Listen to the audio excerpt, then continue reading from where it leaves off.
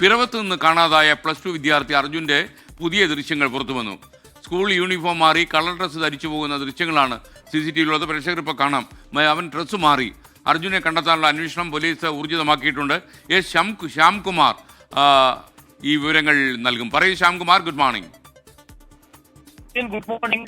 പിറവത്ത് നിന്ന് ഇന്നലെ മുതൽ കാണാതായ അർജുന് വേണ്ടി അന്വേഷണം ഊർജിതമാണ്.